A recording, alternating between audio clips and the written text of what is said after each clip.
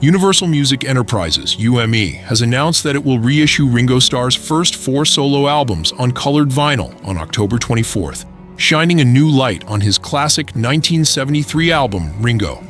That record marked a major milestone in Ringo's solo career, allowing him to set 3 Billboard Hot 100 records that still stand today.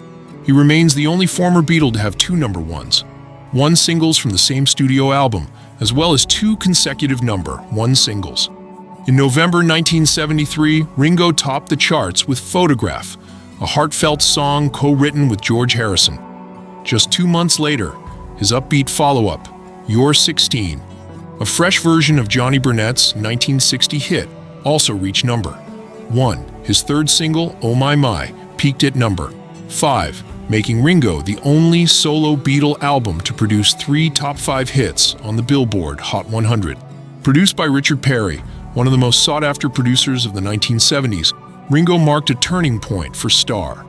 His first 2 albums, Sentimental Journey and Beaucoup of Blues, both released in 1970, explored traditional pop standards and country music, but Ringo brought him back into modern pop and rock territory. What made the album even more special was the reunion of the 4 Beatles: John Lennon, Paul McCartney, George Harrison, and Ringo himself, all contributing to the project in one way or another. Alongside them were musical legends such as Harry Nilsson, Martha Reeves, Billy Preston, Mark Bolan of T-Rex, and members of the band, Robbie Robertson, Garth Hudson, Lee Van Helm, and Rick Danko. Released on November 2, 1973, the album climbed to number 2 on the Billboard 200, becoming Ringo's highest-charting solo record.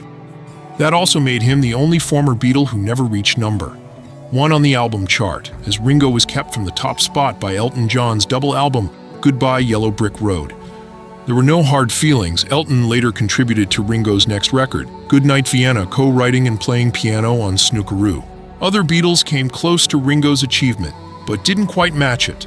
Paul McCartney and Wings nearly did with their 1976 album Wings at the Speed of Sound, which produced Silly Love Songs, number 1 for 5 weeks, and Let 'Em In, number 3.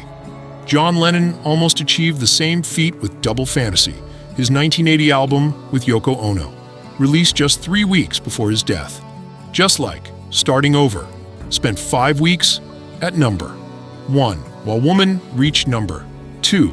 To celebrate Ringo's early solo work, UME will release limited edition colored vinyl pressings of his first 4 albums, all available through his official store.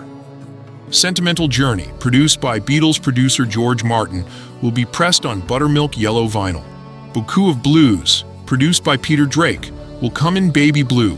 Ringo will appear in Molten Lava Red, and his 1974 follow-up, Goodnight Vienna, also produced by Perry, will be released in a swirling psychedelic waves design.